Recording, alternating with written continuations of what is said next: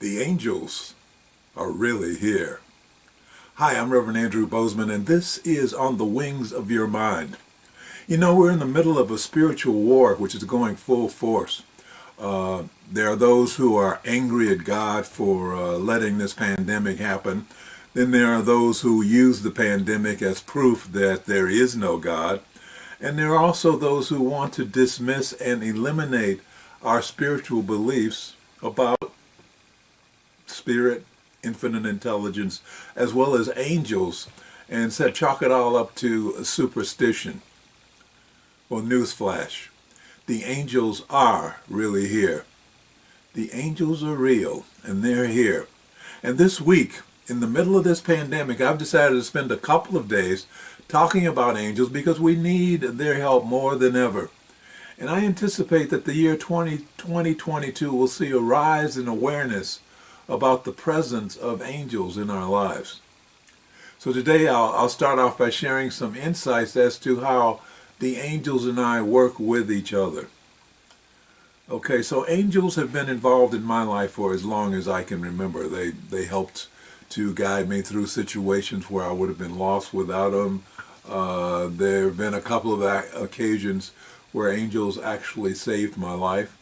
And there have been numerous times in my life when angels have helped elevate my performance in the workplace by giving me ideas or by bringing about situations that allowed me to shine. So even though angels are celestial spiritual beings, they do have a sense of timing and marketing and communication that is pretty unparalleled. My first experience of this aspect of angels was when I started working with angels as a teacher back in 1989, when I started teaching angel classes. Up to that time, angels were pretty much non-existent in the public mind, in the public consciousness. Then it was then that angels decided that it was time to elevate the consciousness of the world regarding their... So in 1990, they started an explosion of angel information around the world. Please click on the thumbs up button. If you haven't already done so, please choose to subscribe. I'd love to hear your thoughts, comments, and suggestions. So please use the chat box on the right side of the screen or the comment section below the screen. Yeah, I'd love to hear what you have to say. So back to work. The angels started things back in 1990 that was pretty unprecedented in terms of acknowledgement of their awareness in society. There were books published, many books published about angels. Angels were written about in mainstream magazines like Time and Newsweek. There was a rush of angelic art. There were TV programs involving angels. And there were classes on angels being taught all over the place. I remember I ended up teaching classes on angels in hotels, on college campuses, at churches, at spiritually oriented conferences and conventions. I was interviewed on radio and a number of TV talk shows in San Francisco about angels. I even spoke at a number of events in the Bay Area that had nothing to do with spirit, but they wanted to know about angels. I remember that after one of my speeches at a conference where I'd spoken about angels, I was approached by a gentleman who introduced himself as an attorney. And what he told me was that he had sponsored a Toastmasters club inside San Quentin, the correctional institution, where they were teaching inmates on how to speak publicly so that when they came out of prison they would be ready to go.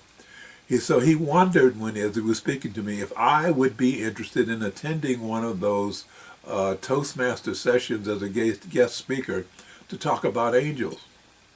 Well, my immediate reaction was yes.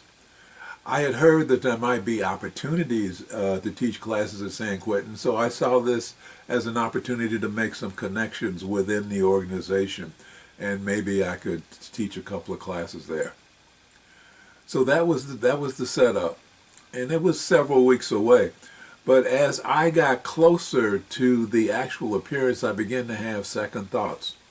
Now, the reason I had second thoughts was I was of the belief that a group of men in a place like San Quentin would not want to hear about angels.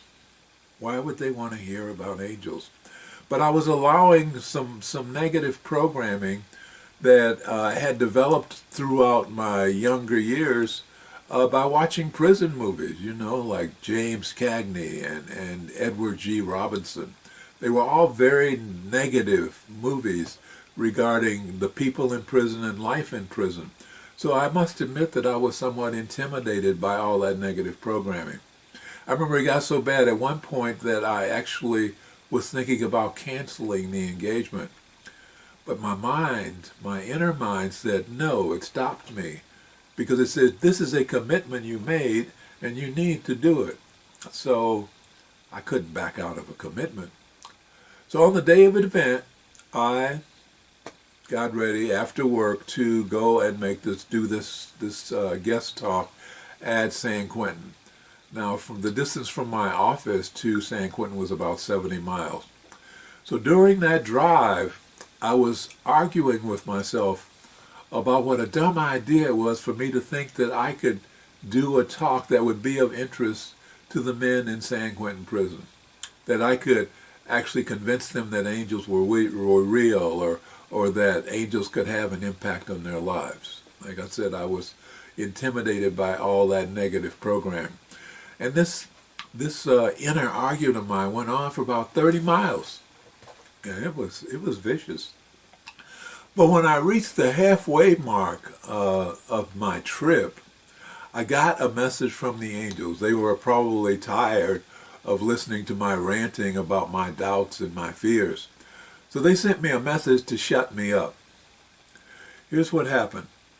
So I'm driving down the freeway. I'm in the third lane from the right. And coming up on my left in the fast lane is this black BMW, and it is hightailing it down the road. And immediately, as it got to where I was, it cut in front of me. He swerved right in front of me with such short distance between us that I had to hit my brakes in order to avoid contact. Now, it was in front of me for only a few seconds because as we were going, he swerved in front of me, and then he swerved over to the next lane, and he swerved over to the next lane in order to make the exit that he had waited too long to try and make. But he made it. So anyway, he was in front of me for a few seconds. And during that time, I was ready to let out a string of curse words, expletives, against this car, because I didn't see the driver, against this car who had almost hit me. I was ready to let him have it. But those words of anger froze in my mouth. It all stopped because I looked down at his license plate, and I knew that I had just received a message that I could not ignore. The license plate read, JSTBLEV, just believe. Just believe.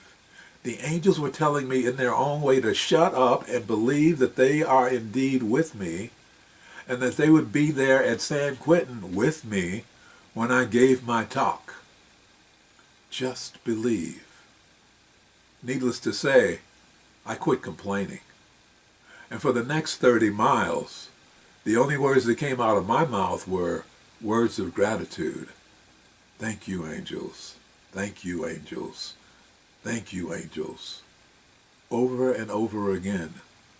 So when I got to San Quentin and got checked in and found myself in that room in front of all those men, I delivered a talk about angels. Don't really remember what I said, but it must have been great. Because at the end of my talk, I was pleasantly surprised when those men not only had enjoyed my talk, they actively and enthusiastically participated in the discussion. And several of them shared stories of their own beliefs and their own experiences involving angels. It was pretty awesome.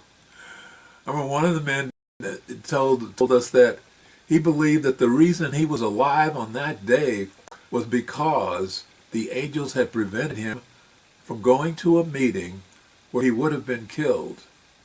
It seems